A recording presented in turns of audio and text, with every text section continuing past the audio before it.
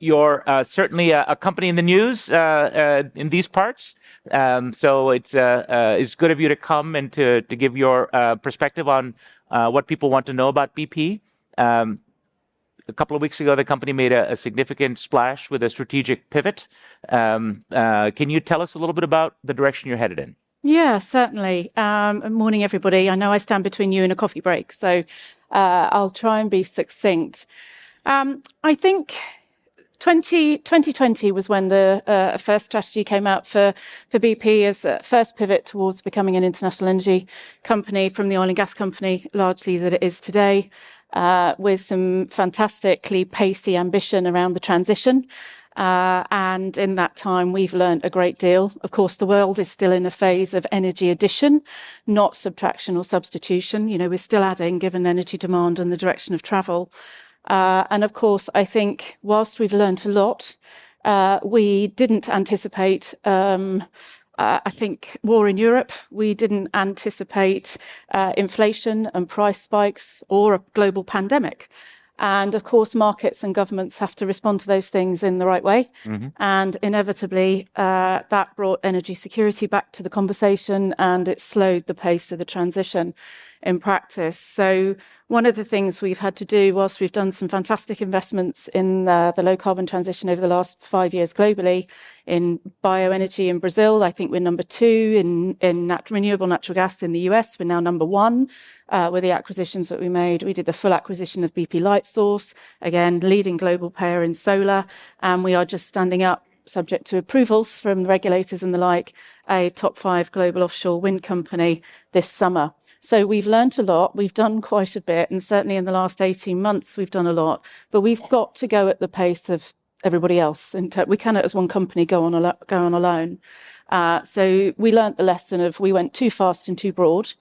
And so the reset last month was really about how do we keep doing the transition in a way which is smarter, mm-hmm. And how do we sort of rebalance the portfolio of capital deployment, which is slightly smaller, in order to generate the free cash flow and returns that we need to be able to then reinvest. So three things, Vijay, about 20% uplift in what we'll do on oil and gas production in the short term. We have reduced scope. You're doubling down on your core assets. We are, absolutely. But we, in a way which is trying to take the carbon out of the system as we go. So we've reduced scope 1 and 2 emissions by 38% since 2019. And we, as a net zero company, by 2050 or before, we've also increased that ambition to say we want to continue on that track and have emissions reduced by 45-50% in scope 1 and scope 2. We have scope 3 ambition, and then we have one around biodiversity, water and people and communities. So, but you have slowed your emissions cuts to 2030. So you have a longer runway. Yeah, because that's a reflection of the short-term uplift. The reality check that you're talking about. Exactly. And this is about trying to balance the rate and the pace of generating the returns that we need to continue to invest across the diversity of the portfolio. So a bit more oil and gas, a focus on the downstream customer end, where we have a lot of brands globally, providing all the services around getting us from A to B when we visit forecourts and the like. And then the third pillar is really about doing the transition investments more smartly. And some of the things that... that essentially means more capital light, right? You're using joint ventures and vehicles. It's less stuck in the BP system of how you allocate capital or how you compete for capital. Right. And by working with partners and bringing in other partners to our investments, then we're in a position to actually open up other opportunities for project finance and things that won't work within our capital frame. Right. So we put some of our capital in, and then we create a vehicle that gives more opportunity. So I want to unpack this a little bit, Louise. The first point about the slowing down of the energy transition, I think we can see clearly that this is happening. You know, this week is Sarah Week, which is the big energy conference in Houston. Yep. Daniel Yergin, the great Pulitzer Prize-winning historian of oil, has written a new piece in Foreign Affairs, in which he points out we need to have an age of energy pragmatism. The World Economic Forum does an annual study of priorities of CEOs, and climate change was number 1 for many years, but the last couple of years, since the Russian invasion and the cutoff of gas, energy security has come higher than climate change in the last couple of years, including this year. And so we're seeing a rebalancing of what's been called the energy trilemma, right, or the 3 pillars: the third one being cost, affordability, of course, which is a price of entry, table stakes for thinking about energy policy. So that point is well taken. The second one has to do with returns, where you emphasize it's very hard to compete with oil and gas on returns, especially during the upcycle, right? And so it's the nature of returns in renewables. Maybe they're capex heavy upfront. They're long. You perhaps need to take a different kind of business. Some people have argued, and this is where I want to press you a little bit, that the valuation differences between American oil and gas companies, the Chevrons and the Exxons, compared to your peer group, let's say here yourself and Shell, quite a different multiples are awarded by investors. In part because I speak with a lot of the investors and the analysts around them, there's a European discount, as it were. Even though you have a big footprint in the U.S., you're penalized because the pursuit of electrons, of trying to be renewables businesses, shareholder pressure, maybe being European companies, you feel a certain license to operate, concerned that the good old boys in Texas don't. They don't feel the need to do renewables. In fact, they're quite dismissive of renewables over at Exxon and Chevron, that they're good at molecules. What they do is things related to molecules, oil and gas, maybe a bit of carbon sequestration, maybe some hydrogen. And they say, we're no good at electrons. We're not a utility. And the market rewards them for that perspective. Whereas European companies went a different way, again, perhaps because of social pressure. And it hasn't really worked out very well for too many European oil companies that have tried to do these businesses traditionally done by project developers or utilities. So maybe you shouldn't do any renewables at all. Maybe that's the answer. Yeah, I'm pushing you to go even further because this is a line of argument from the investment community that oil companies just ain't that good at doing windmills. I think I'd beg to differ. I think that's the BP position. I can't speak for my colleagues in the US and the other companies and what their strategies are. I think But that's not to say you shouldn't invest in sustainability. Right? I'm not making that argument. It's that doing it in this way is not your core competence. Yeah, and I think what we've learned over the last 5 years is that there's ways that we can do this smarter. And it's about trying to, and we have taken some big financial investment decisions in renewable investments. I gave you some examples. Yeah. EV infrastructure is another one where we've got 4 key markets globally, the UK and Germany, in my patch, my geography that I cover for the company, US and China. So you're sticking with your EV in the forecourt. Yeah. So on the capital spend that's directly BP, we've worked out that that's directed towards biofuels, bioenergy, biogas, natural gas. So that's the molecules side of things. Yep. We are still committed to electrons in terms of the EV infrastructure business.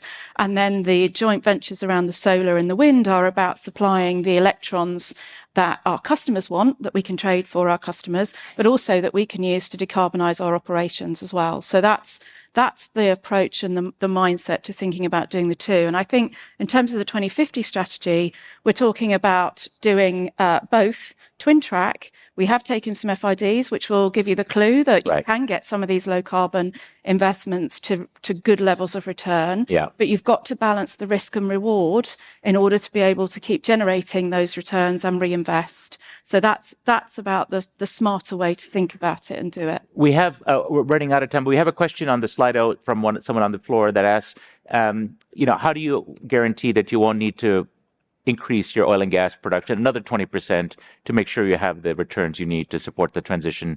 In other words, is this a one-off or is this a slippery slope, as it were?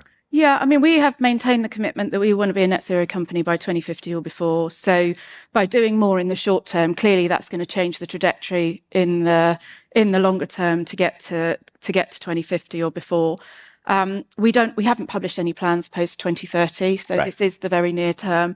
So I don't know what we will plan to do or how we will execute what comes after that, but the direction of travel and the end game is very clear. Now, people misunderstand net zero and the requirements of oil and gas companies.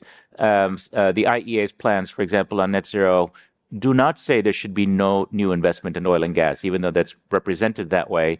I read their annual reports very carefully and talk to their team. The IEA's net zero analysis says we do need to have short cycle investments. That is, because we're not peaking immediately, we're continuing to use oil and gas. About 80% of the global energy still comes from primary energy comes from fossil fuels, and so even the IEA net zero analysis suggests we need to invest in things like shale, which is what short cycle, an example of short cycle. You have a big shale business. In the US, yeah. You do, but you're also investing in non-short cycle. And so isn't that part of your investments a challenge to your net zero promises? That at some point you need to wind them down if you want to be consistent with what the IEA and others say you should be doing. Yeah, I think that's about which barrels you look for and where you choose to do that. So, and I mentioned that you need to also keep these two objectives connected. So the energy security one and the climate ambitions connected where you can. The North Sea basin that we have in my geography for the company, for example, is a great example of that, where we are doing a lot of work on tiebacks. Yeah. And so that is the IEA definition of you do more in the existing operations that you have and you tie back, and that's the lowest emission barrels that you can get out. We've taken, I think, Scope 1, 2 emissions out the North Sea more than 30% since 2019. And it's on your doorstep. It's so from a security supply point of view, for those who are developing more gas than oil that's going directly into the grid, that's helpful for the country's energy system. And ultimately, of course, there's an economic argument to this in terms of where you work too. So, yeah. BP as a company in the UK, 17.1 billion of GVA to the UK economy in 2023, 81,000 jobs, 5.3 billion spent in the supply chain. Our Teesside investments it's a project finance package of two big packages worth 10 billion that we took FID on in December. So the last time I came and talked to you, that was my ambition and my dream to get that over the line. And you told us that last year here. Absolutely. We did it. We got it to FID. And it's a world-leading project in that area. Absolutely. It's world-leading. Because the UK got the regulation right. Yeah, we got the policy right. We collaborated with government. We built the trust and the collaboration. And I don't think you can do this in terms of delivery of the transition without being able to work in that way. Last question. We're just out of time. I'm going to take my chairman's prerogative to ask you this. We have protesters outside, as many of you would have walked past them. If they were to come in here and challenge you or challenge you on the way out, what would you say to them, those that protest BP and say that you're not doing enough or you're headed in the wrong direction? So I came from the non-profit world. And that's why I asked, because you have background in the non-profit world. So Vijay's given me a loaded question. And I would sit down and have a conversation, and I do. Those groups, some of those groups come in and talk to me at BP, and there is an awful lot of alignment. They're a call to action movement, and they're pushing us to go as hard and fast as we can. But the ambitions are very, very similar. There's probably a question and a conversation around pace, engineering capability, and all the rest of it. But actually, in terms of can we get to net zero, can we make the transition? Companies like mine, where people might say, I'm not sure you have a seat at the table, have a lot to contribute. But you have to listen to those voices and take it on the chin, respect the differences, and then talk about how you find the way through. But a lot of our conversations behind the scenes are really quite productive and very valuable. Well, in case you do run into them on the way out, I see you've worn your red because they may have some red paint that they're ready to splash. But thank you for coming with us, for sharing your perspectives. Please give her a nice round of applause. Thank you, Louise. Appreciate it.